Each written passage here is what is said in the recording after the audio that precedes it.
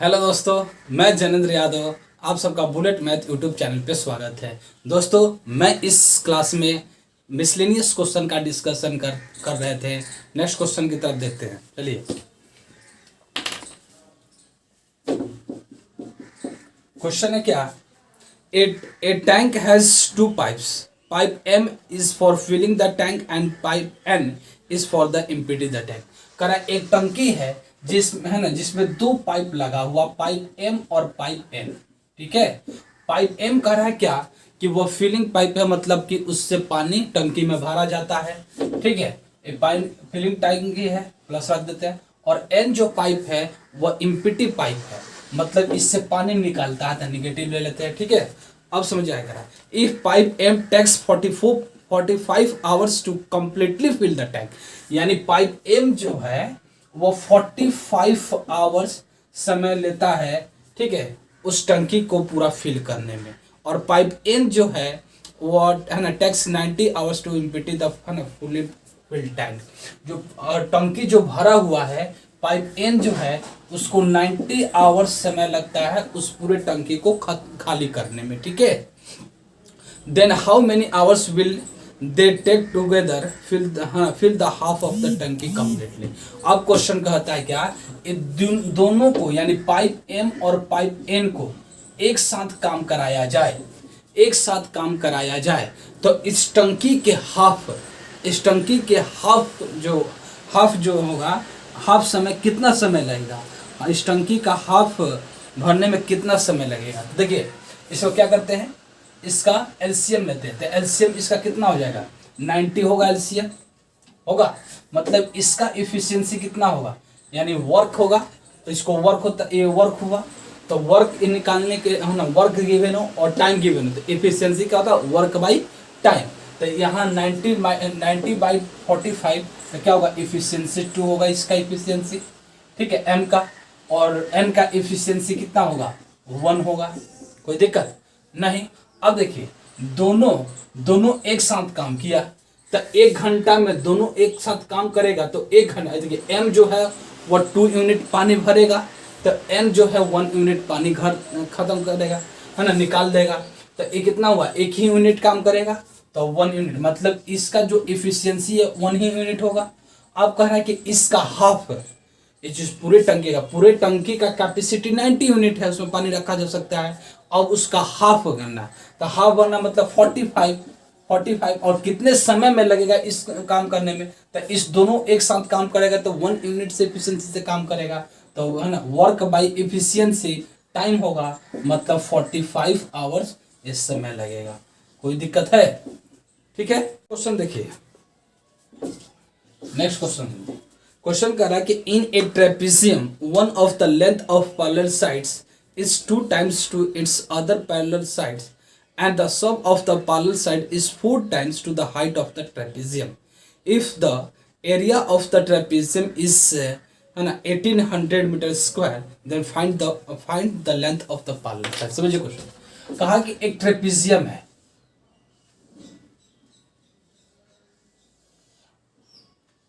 ठीक है, ए बी सी और डी एक ट्रेपेजियम है। ठीक है, कहा कि ट्रेपेजियम का एक साइड जो है पैरेलल साइड, उसका लेंथ दूसरे पैरेलल साइड से 2 टाइम्स है, मतलब अगर ए एक्स है तो ए 2x है। कोई दिक्कत नहीं ना। उसके बाद कहा क्या, इसका हाइट जो है, ये हाइट अगर हम ले लें, ठीक है, ठीक है, ए हाइट हो गया, ए हाइट हो गया, ई हम ले लेते हैं। अगर ई हाइट h है तो क्वेश्चन समझिए, क्वेश्चन क्या कहा, क्वेश्चन कह रहा है क्या, the sum of the parallel side is 4 times the height of the trapezium, यानी जो पैरेलल साइड है उसका सम, यानी 2x + x, है ना, इस हाइट से 4 टाइम्स अधिक है, यानी सम ऑफ पैरेलल साइड्स जो है वो हाइट ट्रेपेजियम के हाइट से 4 टाइम्स है, मतलब ये 4 टाइम्स है, मतलब अगर हम इसमें 4 मल्टीप्लाई कर दें तो ये 4h इसके इक्वल हो जाएगा ना, तो यहाँ से ये चीज़ हो जाएगा। कोई दिक्कत है नहीं। उसके बाद देखिए, तो यहाँ से ये हो गया, उसके बाद समझिए यहाँ से क्या पूछा, और एरिया दिया हुआ, एरिया दिया हुआ है, एरिया कितना दिया हुआ है 1800 मीटर स्क्वायर, ठीक है 1800 मीटर स्क्वायर दिया हुआ। अब समझिए अगर इसको एरिया निकालना है हमें, तो एरिया ऑफ ट्रेपीजियम क्या होता है, एरिया ऑफ है ना trapezium A B C D, area of trapezium A B C D इसका क्या होगा 1/2 इंटू सम ऑफ साइड्स, है ना सम ऑफ साइड लिख देते हैं, sum of parallel sides, sum of parallel sides into height, ठीक है into height, 1/2 into sum of parallel sides into height. तो देखिए 1/2 इंटू, ठीक है सम ऑफ पैरेलल साइड्स मतलब क्या x प्लस 2x, यानी x plus 2x into height, यहाँ क्या है हाइट हमारा क्या है 4 है ना, हाइट इक्वल टू h है, तो ए h हो गया, कोई दिक्कत नहीं ना। तो ए हुआ 1/2 इंटू एक्स प्लस 2x का वैल्यू 4h रख सकते हैं इंटू h, यहां से क्या होगा ए हो जाएगा 2 यानी 2h स्क्वायर, है ना, और 2h स्क्वायर यही हमारा क्या है एरिया है, और एरिया कितना है 1900, मतलब यहां से अगर हम कहें तो यानी 2h स्क्वायर इक्वल टू 1800, है ना 8 सेकंड है यानी 900, यानी h का होगा अंडर रूट 900 मतलब 30 मीटर हमारा क्या होगा हाइट होगा। क्या पूछा है निकालेंगे, find the length of parallel sides, length parallel sides का पूछा है, तो h का वैल्यू ए हुआ, है ना h का वैल्यू ए हुआ।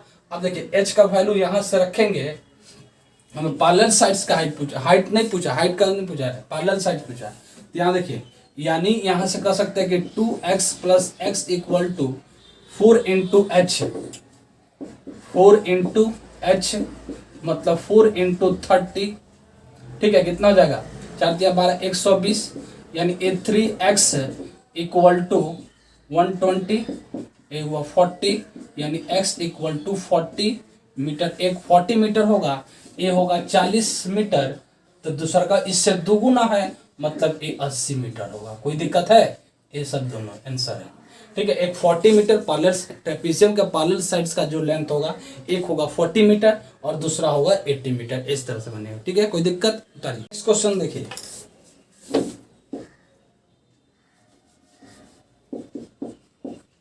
कहा क्या, if x equal to 10 plus है ना 3 रूट अंडर 11, ठीक है, देन फाइंड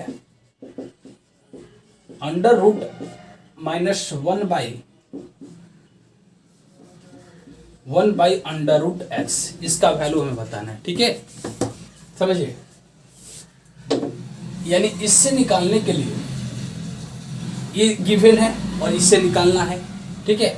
तो इसको क्या लिख सकते, देखिए यानी x equal to 10 plus 3 root under 11, तो इसका 1/x मुझे निकालना चाहूँ तो कैसे निकलेगा, यानी इसका रैशनलाइज करेंगे, 1 इतना रैशनलाइज करेंगे। अब डायरेक्ट समझिए कैसे निकालेंगे, इसका डिफरेंस देखिए, इसका स्क्वायर 10 का स्क्वायर 100 होगा, और 3 रूट अंडर 11 का स्क्वायर करेंगे तो 3 का स्क्वायर 9 और रूट अंडर 11 का स्क्वायर 11, मतलब 9 इंटू 11 99, तो इसका हो जाएगा 99। तो डिफरेंस देखेंगे 1 है, तो 1 जब भी डिफरेंस है तो डायरेक्ट क्या करेंगे कि नंबर सेम रखेंगे, यानी 10, है ना, और ये जो प्लस होगा यानी साइन चेंज कर देंगे, प्लस होगा तो माइनस रखेंगे, माइनस होगा तो प्लस रखेंगे, तो ए माइनस हो गया तो ए रूट अंडर इतना हो गया। इसका रैशनलाइज करें तो ए होगा, यानी एक्स का वैल्यू ए होगा और 1/x का वैल्यू ये हुआ। तो मैं ये कह सकता हूँ क्या, x प्लस 1/x क्या होगा, तो 10 है ना, 10 प्लस कैंसिल हो जाएगा ये, यानी 20 हो जाएगा, है ना, plus 3 root under 11 minus 3 root under 11 cancel हो जाएगा, यानी ये 20 हुआ।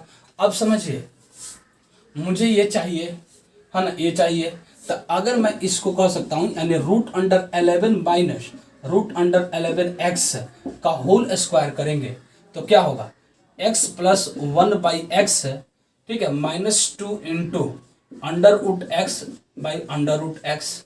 कोई दिक्कत है, एक कैंसिल हो जाएगा, है ना। अब देखिए इसी का वैल्यू मुझे निकालना है, ये वैल्यू दिया हुआ है, यानी root under x minus 1/√x equal to, इसका वैल्यू कितना है 20, 20 माइनस 2 इसका स्क्वायर है ना, यानी a root under x minus root under x, ठीक है, इक्वल टू कितना हो जाएगा 18, और 18 का स्क्वायर में है ना स्क्वायर रूट चाहिए, 1/√x का होगा रूट अंडर 18, 18 का है ना 18 है, तो ये कितना हो जाएगा 3√2 हो गया, 3√2 होगा, ये आंसर हो गया। ठीक है, क्वेश्चन कह रहा है कि a person travels from A to B at 75 kilometre per hour in a car and in the return जो है ना in the return journey the speed is reduced by 15 kilometre per hour, if the total time taken is 4.5 hours then the distance between A and B है। कह रहा है कि एक व्यक्ति जो है वह ए से बी तक डिस्टेंस, ए से बी तक जाता है, ठीक है, ए से बी तक जाता है। कहा कि वो व्यक्ति जो है वो है ना जाते समय कितना है स्पीड 75 किलोमीटर पर आवर के स्पीड से जाता है, फिर रिटर्न होता है, और रिटर्न कहता है क्या कि वह 15 kilometre per our speed reduced कर दिया, मतलब घटा दिया, तो मतलब 75 किलोमीटर पर आवर के स्पीड से जा रहा था तो आएगा कितना से 60 किलोमीटर है ना 60 किलोमीटर पर आवर के स्पीड से लौटा, ठीक है, 15 किलोमीटर पर आवर स्पीड घटा दिया, ये हो गया। अब समझिए उसके बाद कह रहा है कि टोटल जो है ना if the total time taken is 4.5 hour, यानी टोटल जो टाइम है इसका है ना, टोटल जो टाइम है, ठीक है, टोटल टाइम कितना है 4.5 आवर, 4.5 आवर कितना टाइम है, तब बताइए कि डिस्टेंस कितना होगा ए और बीच के बीच का डिस्टेंस बताइए। तो समझिए यानी डिस्टेंस इज इक्वल टू क्या होता है, distance equal to speed into time होता है, स्पीड इनटू टाइम। तो अगर डिस्टेंस हमारा कांस्टेंट हो, डिस्टेंस हमारा कांस्टेंट हो तो स्पीड और टाइम का रिलेशन जो था वो इनवर्सली रिलेशन करता है। अगर डिस्टेंस कांस्टेंट हो तो टाइम और स्पीड जो होता है वो इनवर्सली रिलेशन करेगा।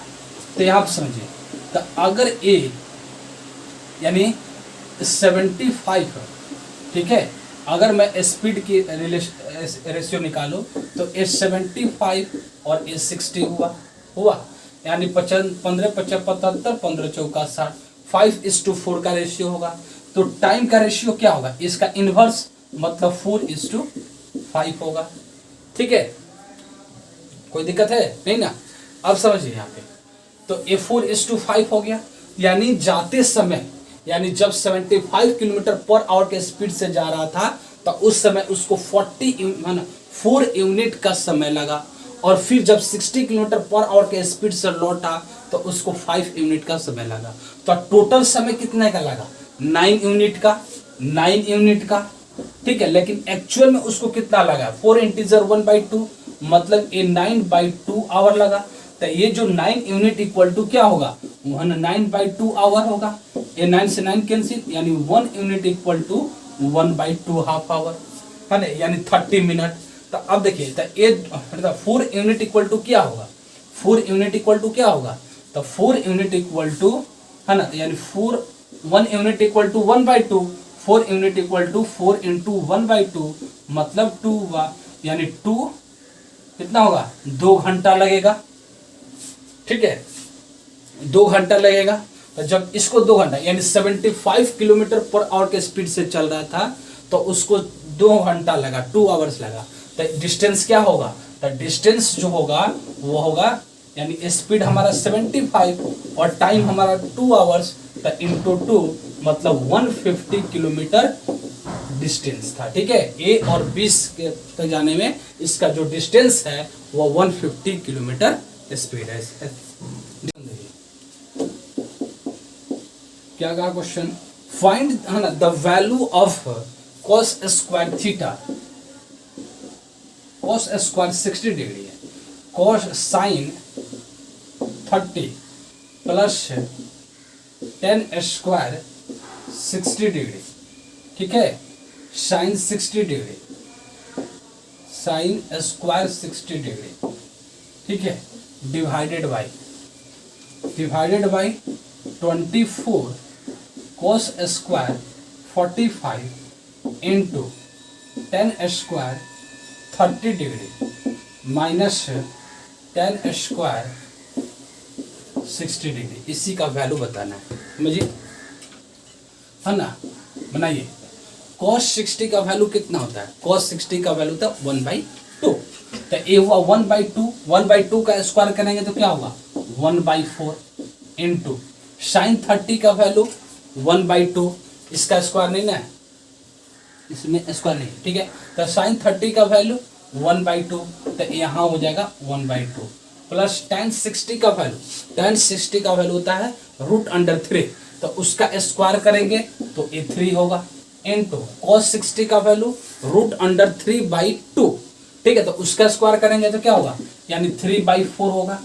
कोई दिक्कत है ना? दिक्कत है उसका। देखिए 24 इंटू cos 45 होता है 1/√2, तो उसका स्क्वायर करेंगे तो 1/2 होगा, ठीक है। इंटू, ठीक है, इंटू tan स्क्वायर 30 है, tan 30 का वैल्यू 1/√3, स्क्वायर करेंगे तो 1/3 माइनस tan 60 का वैल्यू √3 है ना, √3, तो उसका स्क्वायर करेंगे तो ये 3 होगा। कोई दिक्कत है इसमें? नहीं। अब इसको समझना है, देखिए कटने वाला है तो देखिए काटिए पहले। ये देखिए यहाँ पे इसको क्या हो जाएगा 1/8 प्लस 3 का 9/4, ठीक है। यहाँ देखिए ये वाला 3 है ना, 6 6 चौका 24, ठीक है। यानी ये 4 माइनस 3 मतलब 1 होगा, ठीक है। इसमें देखिए एलसीएम अगर लेंगे, इसका एलसीएम 8 होगा तो ये 1 हो जाएगा, और 1 एक बार देखिए 2 बचा, तो 1 9 दूनी 18, इतना इफिशिएंट 1, यानी कितना हुआ 19/8 होगा। 19/8 इसका आंसर होगा।